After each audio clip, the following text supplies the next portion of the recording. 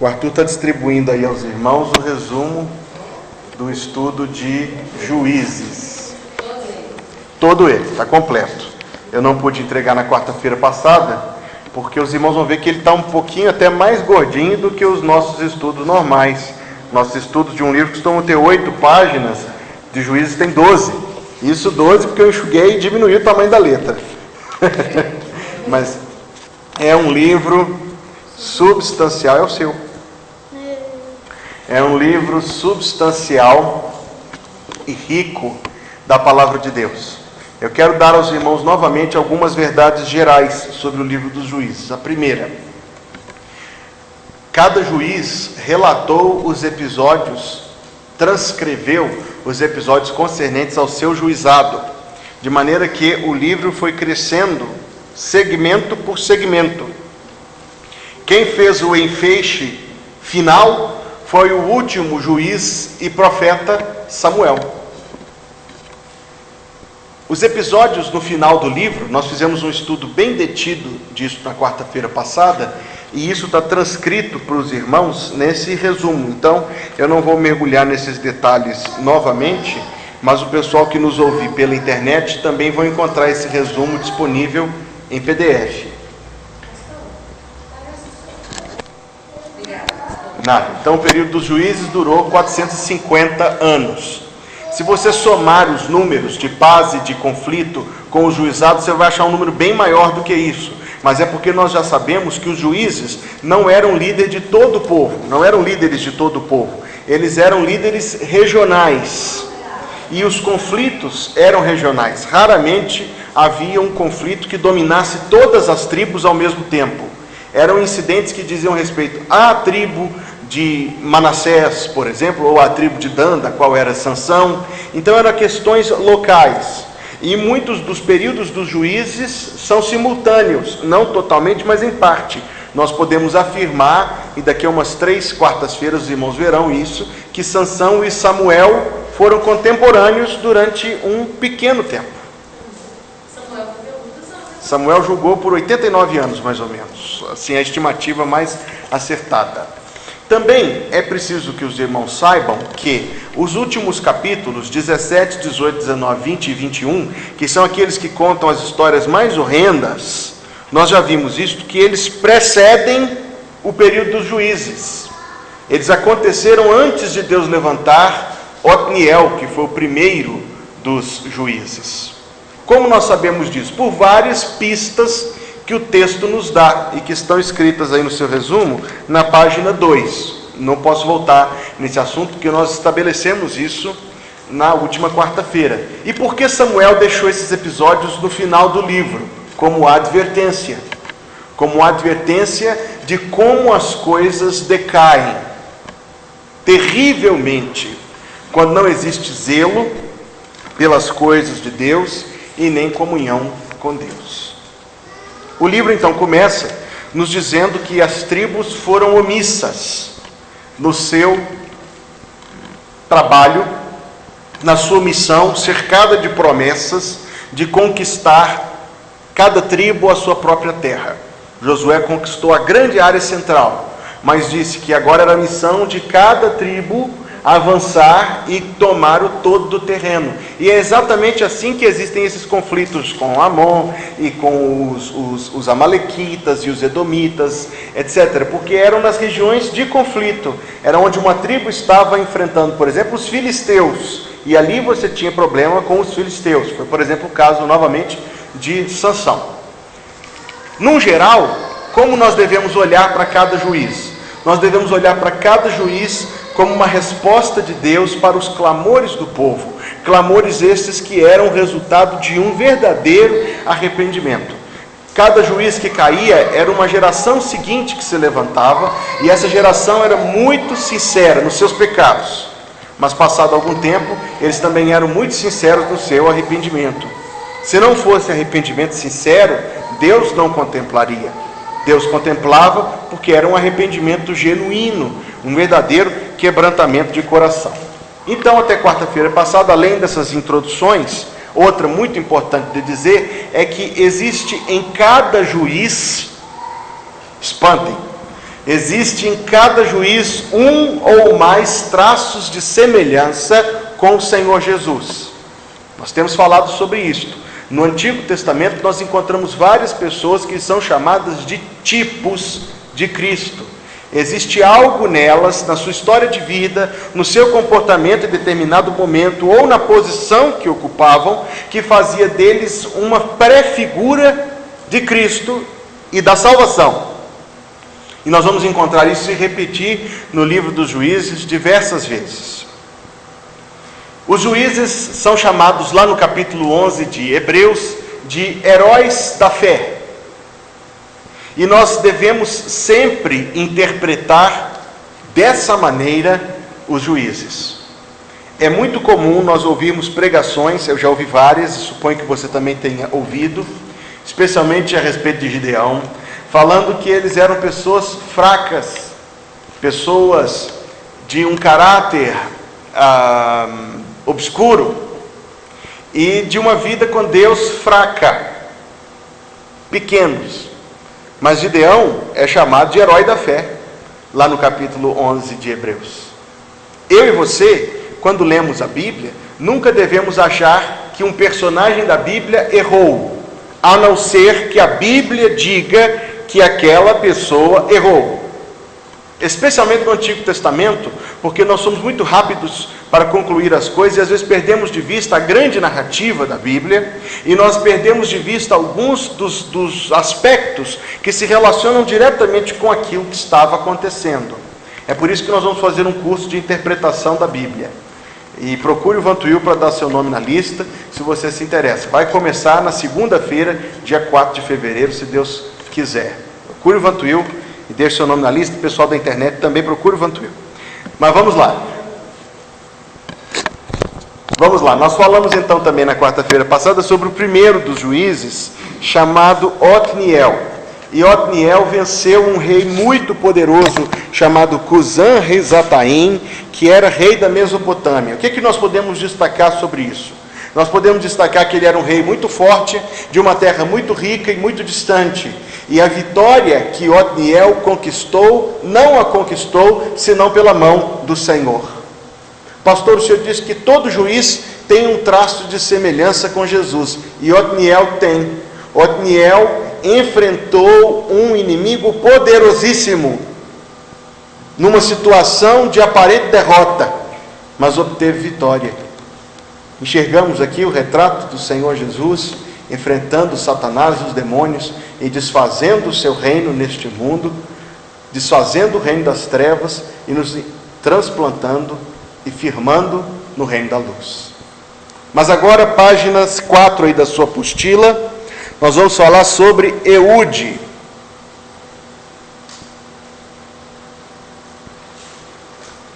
Eude. Verso 12, capítulo 3, 12. Tornaram os filhos de Israel a fazer o que era mal perante o Senhor. Mas o Senhor deu poder a Eglon, rei dos Moabitas, contra Israel, porquanto fizeram o que era mal perante o Senhor. E ajuntou consigo os filhos de Amon e os amalequitas, são 3 povos, uma aliança maldita, o povo de Moabe, o povo de Amon e o povo de Amaleque. E foi e feriu a Israel, e apoderaram-se da cidade das palmeiras. Pega a sua caneta aí, e anote que a cidade das palmeiras é Jericó. Tome nota aí que a cidade das palmeiras é Jericó. 13. E os filhos de Israel serviram a Eglon, rei dos Moabitas, 18 anos. Então os filhos de Israel clamaram ao Senhor. Por que foi preciso 18 anos para eles quebrantarem o seu coração? Está escrito aí na Bíblia que nós lemos: os filhos de Israel serviram a Eglon, rei dos Moabitas, 18 anos. Durante o primeiro ano, algum incrédulo disse assim: não, isso é assim mesmo, a vida é uma roda gigante, sobe depois desce, desce depois sobe. No segundo ano, um incrédulo economista disse assim: não, espera que ano que vem vai chover muito, e aí nós vamos nos fortalecer de novo. No terceiro ano, e no quarto ano, e no quinto ano, sempre houve uma desculpa para maquiar e para embelezar aquilo que era horrível.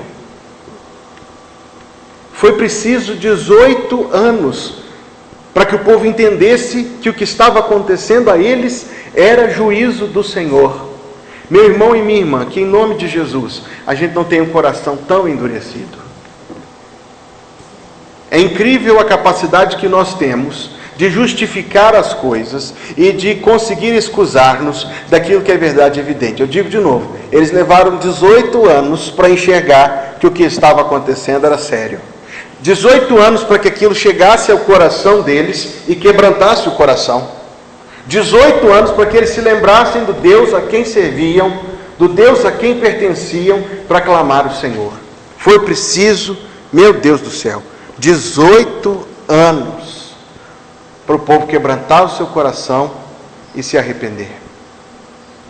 Então, eles clamaram ao Senhor, e o Senhor lhes suscitou libertador. Tanto Otniel quanto Eude são chamados de libertadores. Olha o traço de semelhança com o Senhor. Eude, diz-nos a Bíblia, que ele era canhoto. E poucas pessoas na Bíblia são apresentadas assim. Então, em vez de todos os outros homens usavam a sua bainha da espada na banda esquerda, ele obviamente usava na banda direita. E isso parece ser um detalhe absolutamente sem relevância, mas se torna relevante na hora que ele vai atrás do rei Eglon. E ele é inspecionado, e olham do lado que todo homem usaria a espada, que era o lado esquerdo. Mas ele conseguiu camuflar a espada debaixo da capa, no lado direito. Ele se aproximou daquele rei que a Bíblia descreve como sendo um homem gordo, verso 17. Isso tem um sentido lá na frente. Ele foi levar o tributo, o imposto anual, que garantia que o povo continuaria debaixo daquela servidão. Mas ele disse assim, verso 19: tenho uma palavra secreta a dizer-te, ó rei. Lá no verso 20 ele diz: tenho a dizer-te uma palavra de Deus. Então Eude, estendendo a mão esquerda, puxou o punhal do lado direito e lhe cravou no ventre, de tal maneira que entrou também o cabo com a lâmina, e porque não retirou do ventre, a gordura se fechou sobre ele. Tão grande era o homem. As espadas tinham mais de 1 metro, 1,20 m de comprimento naquele tempo. Irmão e irmã, coragem não é uma virtude muito vista nos dias de hoje. Alguém pode matar uma pessoa na raiva, mas a coragem da qual nós estamos falando aqui era a coragem do risco que Eude se expôs para poder fazer algo que tinha de ser feito pelo poder do Senhor.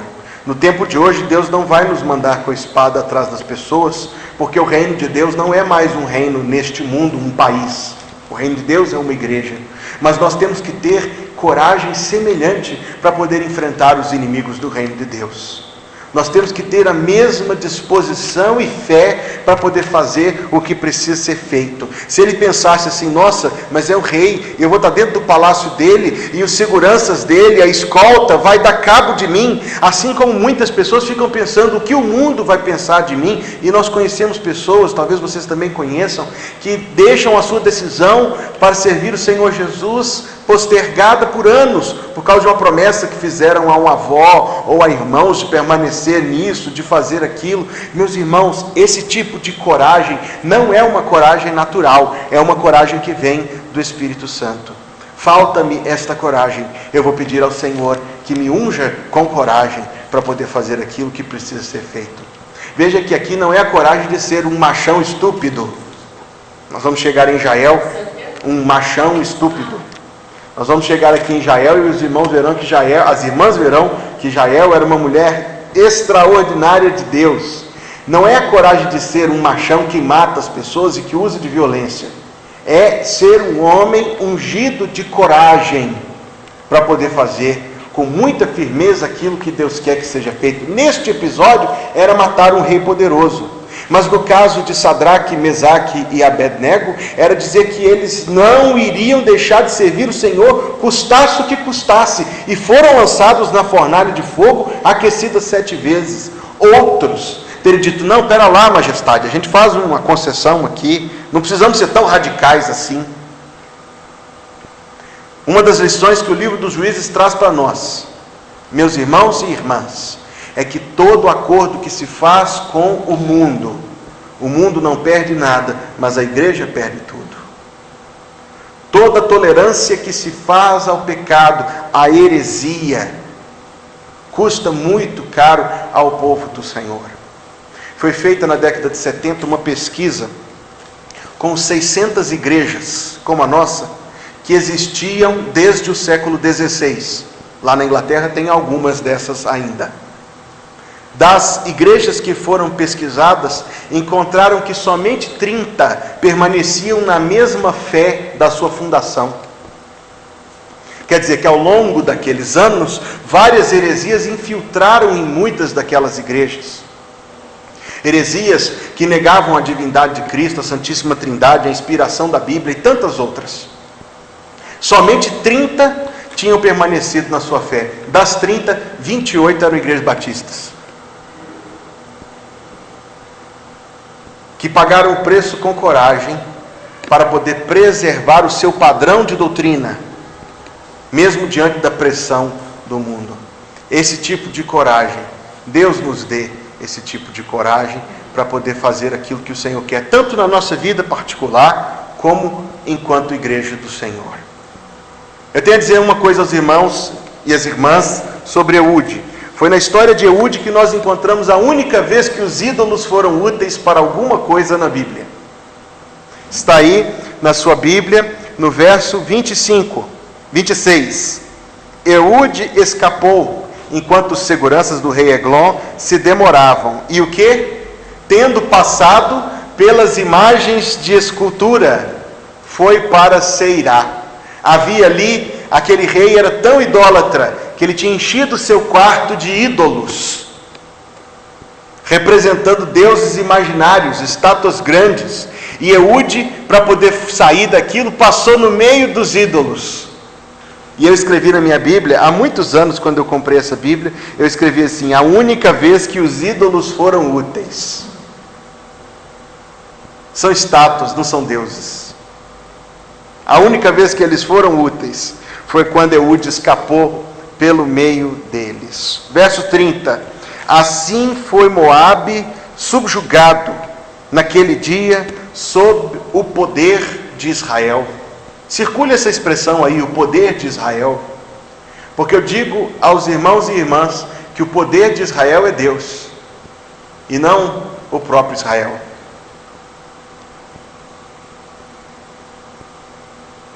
Moabe era uma nação tão grande, tão estruturada, tão fortalecida, 18 anos vivendo e se fortalecendo e enriquecendo do tributo, da colheita, dos impostos do povo de Israel, e ainda assim foi vencido. Não é porque a vida é uma roda gigante, não. Foi vencido porque a mão do Senhor estava com o povo do Senhor.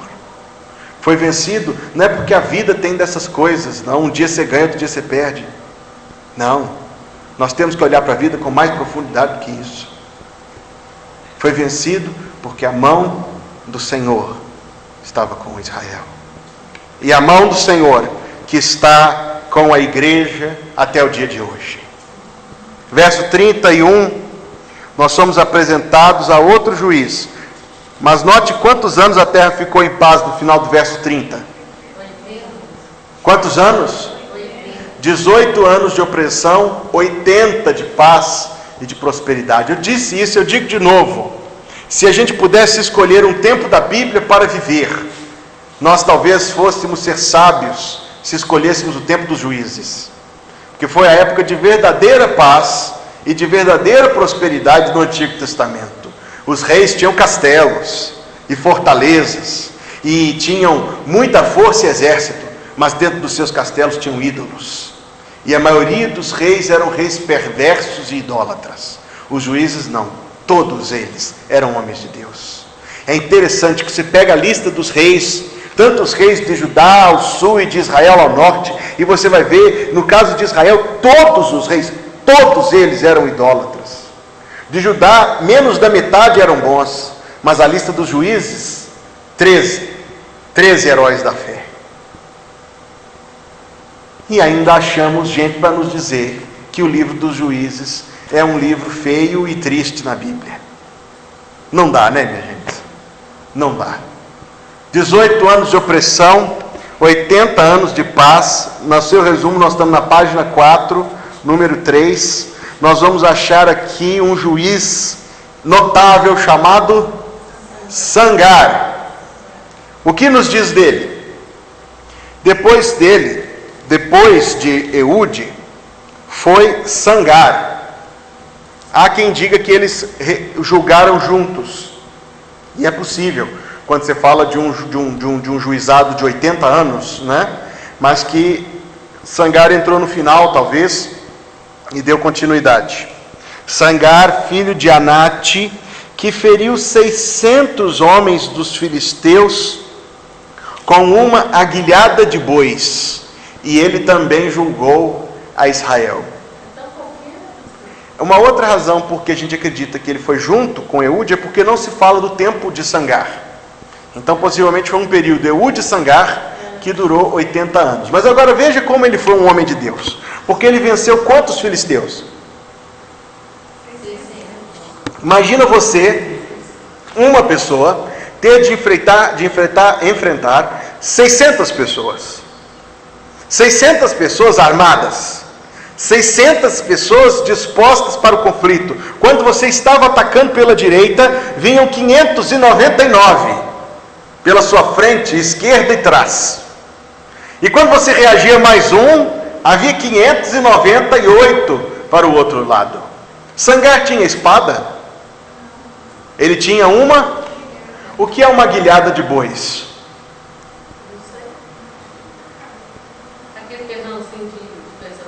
Aquele ferrãozinho de coisar o boi. Aquele ferrãozinho de coisar o boi. Uma lâmina curta, é o que eu quero dizer para os irmãos. Eles iam com espada. Ele tinha uma lâmina curta na mão, com a qual se defender. O livro dos Juízes tem muito disto. Juízes que venceram seus inimigos com objetos improváveis. Eu vou mencionar aqui. Sangar foi com uma aguilhada. Jael matou Císera com uma estaca da tenda. Sansão venceu os midianitas com cântaros e tochas. Sansão não, Gideão. O outro lá que o nome fugiu agora, no tempo de Jefté, morreu com uma pedra de moinho. E Sansão venceu os filisteus com uma queixada de jumento? Com uma queixada de jumento. Ele matou vários dos filisteus. O que nós vemos aqui é que Deus escolhe as coisas fracas do mundo para confundir as fortes, e as coisas loucas do mundo para confundir as sábias. O Filho de Deus venceu o inferno inteiro com uma cruz, que não era arma, mas instrumento de punição. Nós vemos que Deus pode fazer daquilo que parece mais improvável as coisas impossíveis, e que a vaidade do mundo, 600 filisteus armados e treinados, não são páreo para o nosso grande e poderoso Deus. Seguindo, nós encontramos que depois de Sangar, depois de falecer Eude, e como capítulo 4, verso 1, nos fala da morte de Eude, novamente nós temos aí uma razão para poder acreditar que Eude e Sangar cojulgaram. Foram contemporâneos durante aqueles 80 anos. Isso é apenas um detalhe, mas é um detalhe importante, porque é um detalhe que nos ajuda a perceber que os juízes não eram governantes ou governadores de todo o povo. Eles eram líderes locais. E isto é de importância, porque eu digo novamente que a nossa mente carnal, ela não acredita que uma coisa vai funcionar se ela não estiver dentro de um padrão de organização que muitas vezes nós tiramos de fora do mundo para dentro da igreja. E por causa dos exércitos romanos, que tinham centuriões e os capitães de milhares e as legiões romanas, por causa dessa lógica estar tão presente no mundo fora da igreja, ela foi replicada dentro da igreja quando surgiu o sistema episcopal, arcebispo, bispo e líderes locais, hoje chamados de padres. Essa lógica não veio de dentro da Bíblia, ela veio de fora, do mundo.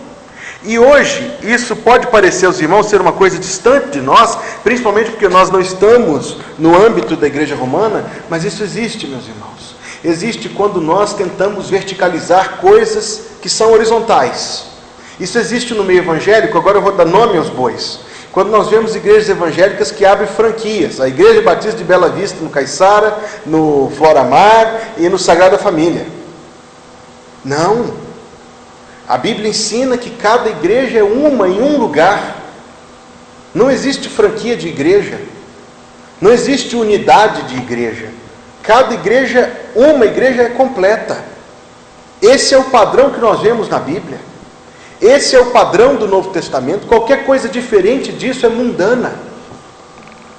Quando nós vemos o período dos juízes, ele é muito parecido com a história das igrejas, porque as questões eram locais e a igreja é local. E de fato a gente ama os irmãos em outros lugares, a gente deseja bem aos irmãos de outros lugares, mas a nossa igreja é esta aqui. E é aqui que nós vivemos o reino de Deus, e é aqui que nós estamos plantando o reino de Deus. Isto eu digo porque o período dos juízes foi mais abençoado que o período da monarquia, quando uma ideia de fora foi trazida para o meio do povo do Senhor.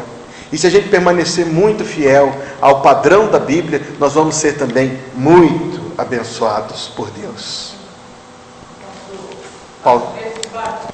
Eu distraí no comentário. Capítulo 4. Os filhos de Israel tornaram a fazer o que era mal perante o Senhor, depois de falecer Eude. Irmã, realmente a Bíblia não nos diz assim, verbalmente, que eram questões somente locais. Mas a dimensão delas nos ajuda a entender que não era total. Porque normalmente era uma tribo ou as tribos assim, muito no mesmo lugar, enfrentando povos muito fronteiriços ao seu território.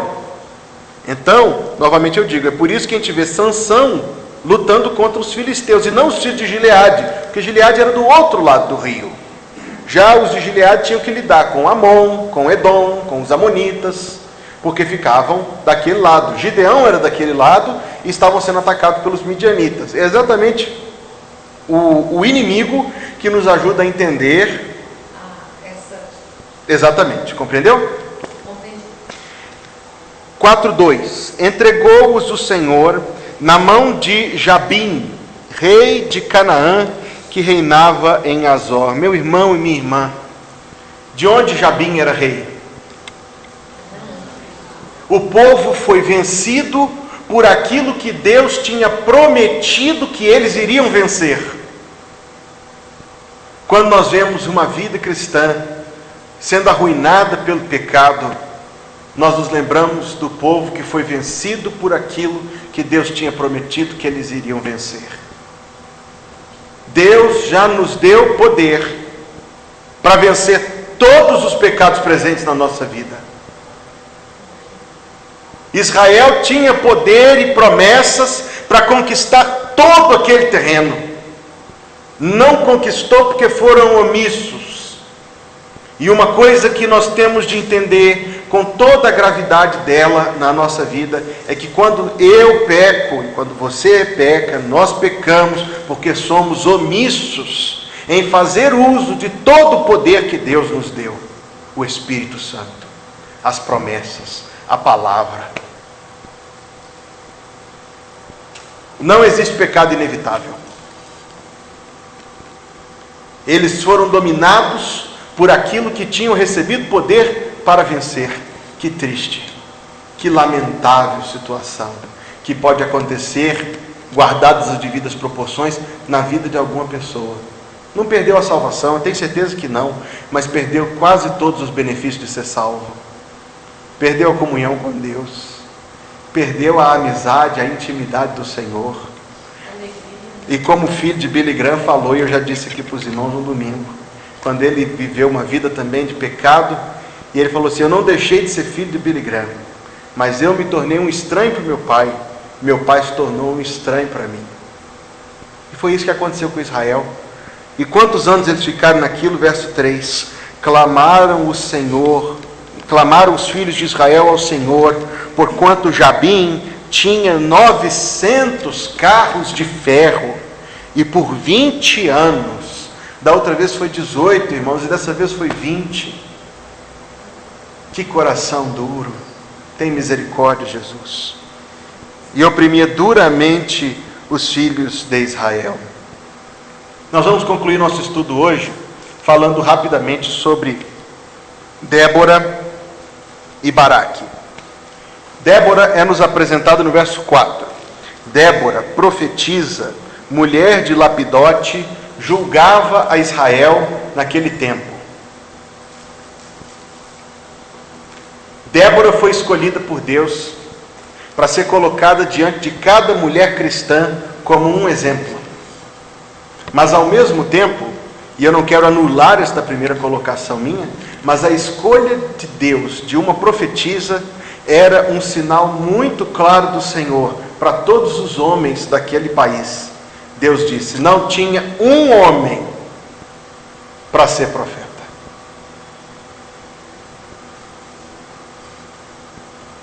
Quantas profetias nós temos na Bíblia? 2. As duas surgiram num período de profunda crise espiritual no meio do povo. E foi a forma de Deus dizer: não tem um homem no meio de vocês para fazer o trabalho de um homem. Veja o que acontece, que ela julgava Israel. Eu já ensinei os irmãos, ou tentei ensinar e aprender junto convosco, a interpretar essa expressão. Qual era o papel de um juiz? Boa pergunta. Por um lado, ele liderava o povo em campanhas militares. Débora não fez isso. Deus não permitiu que ela fizesse. O segundo papel de um juiz era admoestar, exortar o povo nos caminhos da lei de Moisés que tinha sido outorgada. O juiz era um conhecedor da palavra que ministrava a palavra ao povo. Isso ela fez. Qual é o primeiro? Desculpa, minha irmã. Liderar o povo em campanhas militares. Sim, na guerra, nas batalhas contra os seus inimigos. E exortar, admoestar o povo. É por isso que está escrito lá que Eude julgou o povo 80 anos. Não é que foi 80 anos de guerra. Ele venceu a guerra, recusou, todos eles de maneira implícita, alguns de forma declarada, recusaram se tornar reis, voltaram para sua fazenda, mas de lá eles ensinavam ao povo o caminho do Senhor. Esse era o papel de um juiz, e era isso que Débora aqui fazia. Nós não podemos, meus irmãos, tentar enxergar mais do que isto que o texto bíblico nos diz. Tanto é que para o comando militar, Deus levantou um homem chamado Baraque. Anote aí na sua Bíblia, Baraque significa bênção. Débora significa abelha. Abelha.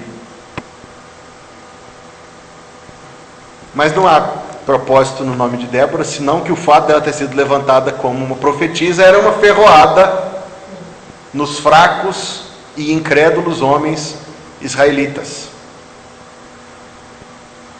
Mas ela mandou chamar a Baraque. Verso 6. Mandou ela chamar a Baraque, filho de Abinoão, de Quedes, de Naftali, e disse-lhe: porventura o Senhor, Deus de Israel, não deu ordem dizendo: vai e leva a gente ao monte Tabor, e toma contigo 10.000 homens, dos filhos de Naftali e dos filhos de Zebulon? Os comentaristas do nosso tempo, E se você quer entender essa divisão, matricule-se no curso de interpretação da Bíblia, que o irmão Vantuil está fazendo a lista. Prometo que não vou mais fazer jabá desse curso. Mas os comentaristas do nosso tempo falam que Baraque era um homem fraco moralmente. Porque ele respondeu para ela o seguinte: se fores comigo, verso 8, se fores comigo, irei. Porém, se não fores comigo, não irei. E aí o comentarista lê esse texto e diz para nós: está vendo? Era um homem que tinha medo da batalha. Ele tinha que ser tocado adiante por Débora, que nem era esposa dele. É assim que nós devemos interpretar Baraque, meus irmãos e minhas irmãs. Sendo que Baraque, lá em Hebreus, capítulo 11, verso 32, nos é apresentado como um herói da fé. Eu digo aos irmãos como a Bíblia nos ajuda a interpretar essa atitude. Em primeiro lugar, a atitude de um homem humilde, que não queria glória nenhuma para si próprio. E em segundo lugar, a atitude de um homem que reconheceu que sem a orientação da palavra de Deus, cujo porta-voz naquele tempo era Débora, ele não iria adiante. Disse ela: você vai comigo, eu preciso da instrução do Senhor. Eu sozinho não tenho estratégia, nem inteligência, nem discernimento para vencer essa batalha. Minha gente, nós não devemos ter o mesmo coração de Baraque, não. Quando alguém é posto diante de uma decisão e toma e se arrepende, toma a decisão e depois toma uma porque tomou a decisão, depois diz assim, lendo a Bíblia, fala assim: ah, pastor, como eu queria ter visto isso aqui antes. Se eu tivesse visto isso antes, eu não teria feito a bobagem que eu fiz. Porque não teve o coração de Baraque. O coração de Baraque é: eu preciso da orientação da palavra do Senhor. Mas alguém me diz: pastor, mas como que eu encontro a orientação da palavra do Senhor? Eu estou decidido que o próximo livro que eu vou escrever vai ser sobre esse assunto, mas ele vai ser somente digital. Depois eu falo sobre isso com os irmãos. De fato, a Bíblia, ela não tem aquele índice lá atrás que fala assim: que decisão tomar quanto a... Não tem índice remissivo alfabético. A Bíblia é um livro de princípios, e os princípios da Bíblia são gerais, são amplos, e que bom que eles são gerais e amplos, porque isso faz deles base sólida para a gente poder construir a nossa caminhada e ser dirigidos pela palavra do Senhor. A Bíblia não é um livro igual a um catálogo que a gente consulta só para achar a resposta que precisa, ou um dicionário. A Bíblia é um livro que constrói em nós vidas sábias, nutridas do céu, de sabedoria e de direção. Baraque era um homem de Deus. Verso 9, ela disse: certamente irei contigo, porém não será tua a honra. Então o comentarista diz: está vendo? Deus julgou a ele, dizendo que ele não ia ter honra nenhuma, mas era exatamente o que ele não queria, era honra na batalha. Por isso a palavra do Senhor foi positiva. Se a atitude dele fosse errada, ele não seria chamado de herói da fé em Hebreus. Se a atitude dele fosse errada, Deus não o teria chamado para começo de conversa. Se a atitude dele fosse errada, ela não diria: eu irei contigo. É porque a atitude dele foi certa. E ela diz ainda: a glória não será tua. Não se preocupe com isso. Não será tua a honra da investida que compreendes, pois às mãos de uma mulher o Senhor entregará a Sísera. E saiu Débora e se foi com Baraque para Quedes. Novamente Baraque.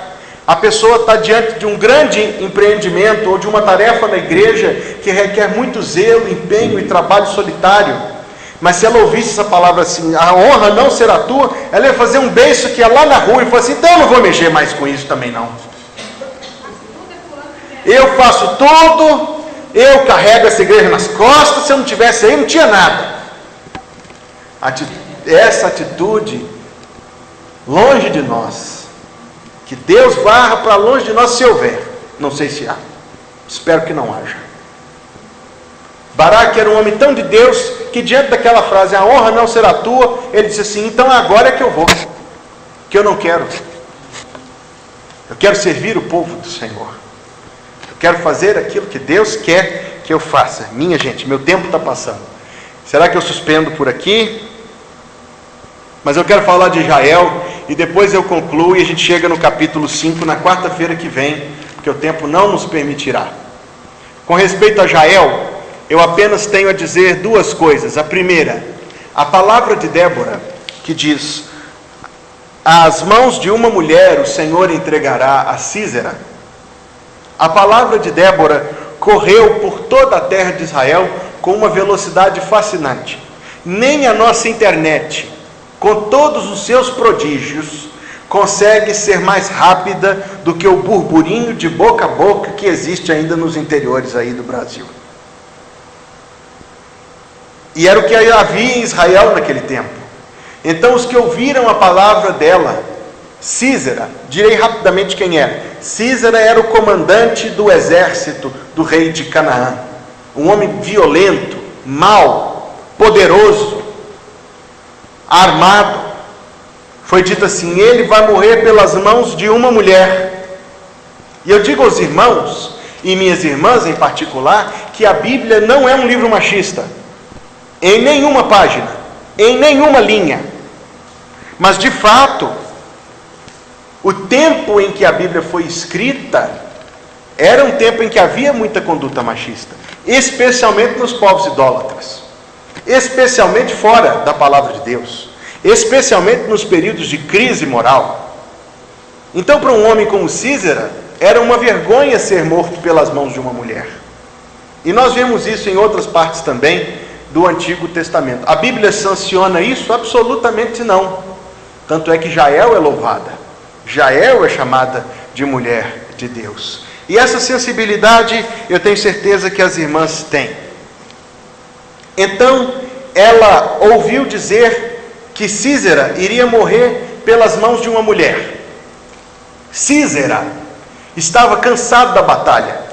Entrou na tenda dela, como um homem bruto que era, e disse o seguinte: arruma um leito para eu dormir e me dá água para eu beber. Ela não deu água, ela deu leite. Leite era uma bebida tão exclusiva naquele tempo. Ele bebeu o leite e fez igual um bebê, encheu a barriga de leite e deitou para dormir. E disse a ela o seguinte, com toda a sua brutalidade violenta: se alguém disser que eu estou aqui, diga que eu não estou, como se fosse o dono da casa. Entrou para dormir. As palavras da profecia chegaram ao coração de Jael: Sísera vai morrer pela mão de uma mulher. E Deus falou com ela: é você. E ela, com muita coragem e com uma força física que só poderia vir de Deus, pegou uma das armas do suporte da tenda, e nós lemos aí o que ela fez no verso 21 do capítulo 4. Então Jael, mulher de Éber, tomou uma estaca da tenda e lançou mão de um martelo, e foi-se mansamente a ele e lhe cravou a estaca na fonte, na testa, de sorte que penetrou na terra, estando ele em profundo sono e muito exausto, e assim morreu. Pastor, que história tão feia. Feia é a história que eu ouvi outro dia de uma mulher que foi presa lá no Rio de Janeiro, porque o marido dela era traficante de drogas e ela escondia as drogas para ele. Feia é a história, o rumo da vida dessa coitada não, dessa pessoa que não soube dizer não à maldade. Jael soube. E alguém se justificará dizendo que é por medo. Faça-se a medida disso. Mas Jael não teve medo. Jael enfrentou aquele homem violento e mau e idólatra e incrédulo e bruto e cruel, e recebeu força de Deus, porque o que ela fez, nenhum homem muito parrudo tem força física para fazer. Mas ela fez na força que recebeu do Senhor. Disse não à maldade. Fez aquilo que estava diante de si e que ela ouviu a palavra de Deus dizer para ela fazer. Vire aí o capítulo 5, verso 24.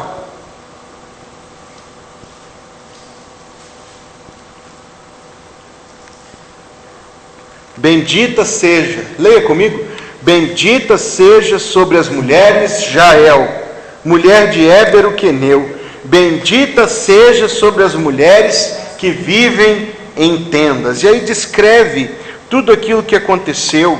Ela foi um instrumento de Deus. Minha irmã, você que hoje não tem o dever de matar ninguém, e dê graças a Deus por isso, mas tem o dever de ser firme no Senhor, e tem o dever de ser leal a Deus e de resistir à maldade, minha irmã, você também vai ser bendita sobre as mulheres, se pela sua fé firme e sincera agir no temor e na bênção do Senhor.